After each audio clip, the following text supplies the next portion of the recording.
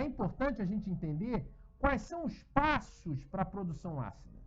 Por quê? Porque nós vamos, primeiramente, falar das substâncias que vão atuar como antiácidos, que vão servir de tratamento para as úlceras pépticas. Ora, essa úlcera péptica significa que essa ulceração foi ocasionada pelo excesso da produção ácida, na maioria dos casos. Nem toda úlcera eu tenho um quadro de aumento da produção ácida. Eu vou citar 2 tipos de úlcera gástrica, que não é esse o caso. Você pode ter níveis normais da produção ácida ou até mesmo níveis abaixo do normal na produção ácida, e mesmo assim a gente vai fazer úlcera, tá certo? Mas, na imensa maioria dos casos, as ulcerações pépticas, tanto duodenais quanto gástricas, vão ocorrer por excesso da produção ácida, que a gente chama de hipercloridria. Então, a maioria das úlceras vão ser, tanto as duodenais como algumas úlceras gástricas, vão ocorrer por excesso da produção ácida, por hipercloridria, tá certo?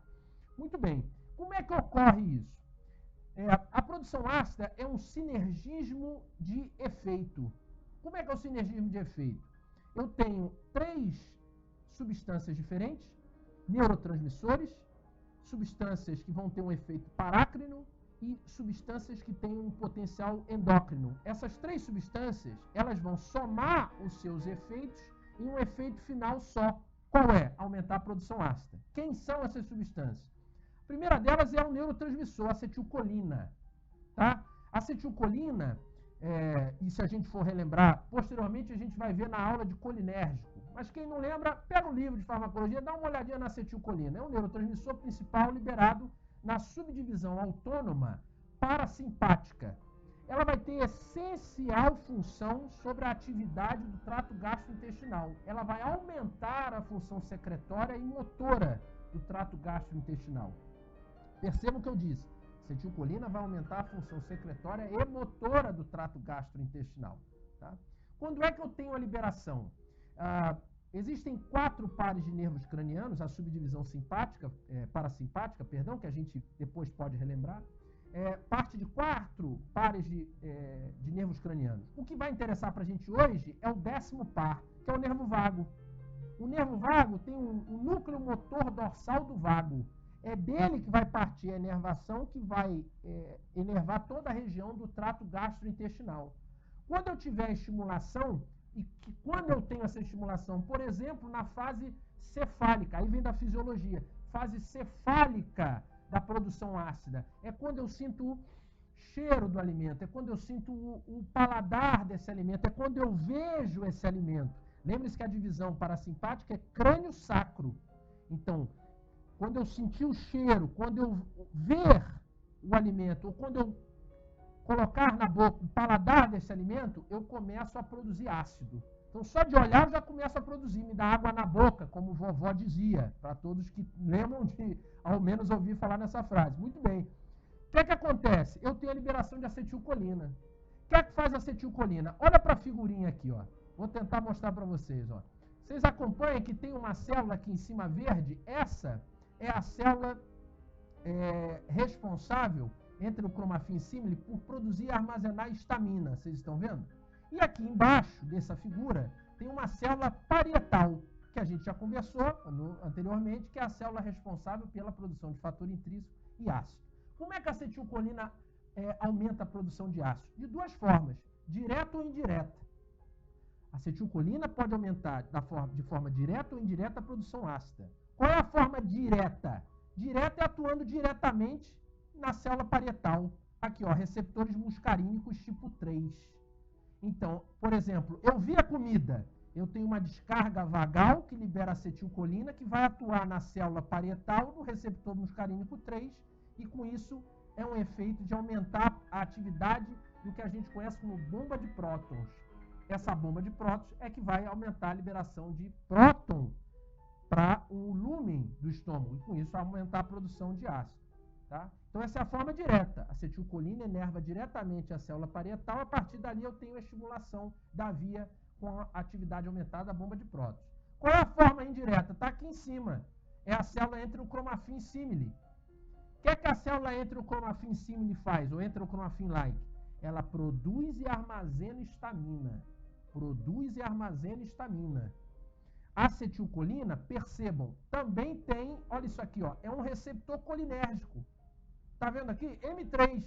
Opa, então, a acetilcolina é liberada, interage com o receptor M3 e a partir dessa interação, ela aumenta a produção de histamina da célula enterocromafim símile e aumenta a liberação dessa histamina. Então, histamina e acetilcolina, olha, histamina é uma substância que vai atuar de forma parácrina. Por quê? Porque vai ser liberada e próximo da onde ela é liberada, ela faz efeito. Observa que na célula parietal, além do receptor M3, tem um receptor estaminérgico 2. Histamina é liberada, receptor estaminérgico 2. Bacana. Então, quando a célula enterocromafim símile libera histamina, essa histamina interage no receptor 2 na célula parietal. Então, nós já vimos dois tipos, o neurotransmissor, a acetilcolina, pode atuar de forma direta e indireta, e a histamina, que é liberada em efeito à ação da acetilcolina de forma indireta.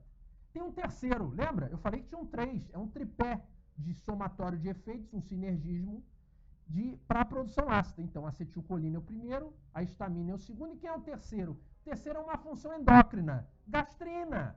Lembram? O antro, através da célula G, produz gastrina. O que é que faz? Observa aqui, isso aqui é no antro gástrico. Então, o antro vai, através da célula G, liberar, olha o quadradinho verde aqui, liberar gastrina. Essa gastrina vai pegar, isso aqui é uma rede de microcirculação vascular que está enervando o estômago e vai carregar essa gastrina em direção ao corpo e ao fundo, onde eu tenho essas células na fosseta, as células parietais, as células enterocromafim símile. E lá, a gastrina, assim como a acetilcolina, pode atuar de duas formas, direta e indireta. Adivinha qual é a forma direta? Isso, muito bem. A direta é atuando na célula parietal, pô. Tem receptores de gastrina. Então, observa. Tem um receptor de gastrina, tá vendo o quadradinho verde lá? O receptor de gastrina está presente na célula parietal também. Essa é a forma direta. Qual é a forma indireta? É simples, é igual a acetilcolina. Vai atuar na célula enterocromafim símile, onde eu também tenho receptor de gastrina, e a gastrina vai aumentar a síntese e a liberação de histamina. Então, gastrina e acetilcolina aumentam a síntese e liberação de histamina, e as três aumentam a produção ácida na célula parietal. Quem é que regula, fisiologicamente falando, isso? Aqui a gente discutiu. A célula D. Aquela aqui, ó. Onde é que está a célula D? É na fosseta presente no antro gástrico. O que é que produz a célula D? Somatostatina. O que é que faz a somatostatina? Ela inibe a célula, olha aqui o sinalzinho negativo, ó. Ela inibe a produção de gastrina pela célula G. Logo, quer dizer, se eu não tiver controle da célula D, eu aumento e não tenho controle da liberação de gastrina pela célula G. Todo mundo pegou? Então, a célula D produz somatostatina controla, faz um feedback negativo sobre a célula G, produtora de gastrina. Perfeito? Muito bem. Aí, alguém pode perguntar assim, Pedro, tudo bem, você está falando que explicou a síntese ácida, relembrou a fisiologia, relembrou a anatomia, a histologia, legal. E aí nós vamos conversar sobre farmacologia de úlceras, em primeiro lugar. Mas por que todo mundo não tem úlcera? Porque se tem ácido e o ácido, o pH é em torno de 1,5, isso não seria suficiente? Porque a natureza, ela é precisa. O lúmen gástrico, as células epiteliais gástricas no lúmen, ela é protegida por o que a gente conhece como barreira mucosa gástrica. O que é a barreira mucosa gástrica? Acima da superfície epitelial, estão vendo aqui a superfície epitelial? Acima dela, eu tenho em azul aqui na figura, um muco.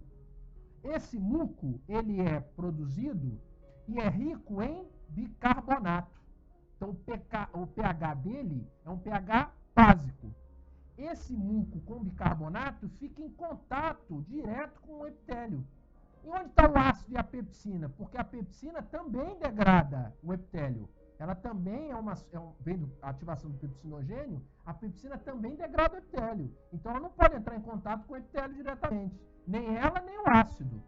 Então, onde é que eles estão? Eles estão acima, eles não estão em contato direto enquanto houver a barreira. Vocês estão vendo aqui. Então, a barreira mucosa gástrica ela é importante para evitar com que o ácido, a pepsina, entre em contato direto com o epitélio. Quem é que mantém a barreira mucosa gástrica? Quem mantém a barreira mucosa gástrica são as prostaglandinas. PGE2, por exemplo, uma importante prostaglandina que vai manter a função e a reparação não só da barreira mucosa gástrica, como do epitélio. Que as células epiteliais também têm uma meia-vida, têm uma vida e vão morrer e têm que ser repostas. Como é que vão repor? Através das prostaglandinas e dessa microcirculação, vocês estão vendo aqui, ó, uma microcirculação vascular. Essa microcirculação vascular permite com que nutrientes, bicarbonato, fatores de crescimento cheguem à região onde for necessário repor as células epiteliais mortas e também à região onde for necessário manter a produção do muco e do bicarbonato. Então, sem prostaglandina, não tem muco, não tem bicarbonato, e com isso não tem reparo do epitélio que possa ter sido lesionado, e pior, sem o muco e o bicarbonato, o epitélio vai ser lesionado, porque vai entrar em contato com o ácido e com a pepsina, onde o pH é em torno de 1, 1,5. E todo mundo sabe que uma substância com pH em torno de 1, 1,5 é uma substância deletéria para qualquer tipo de tecido. Não é verdade? Muito bem.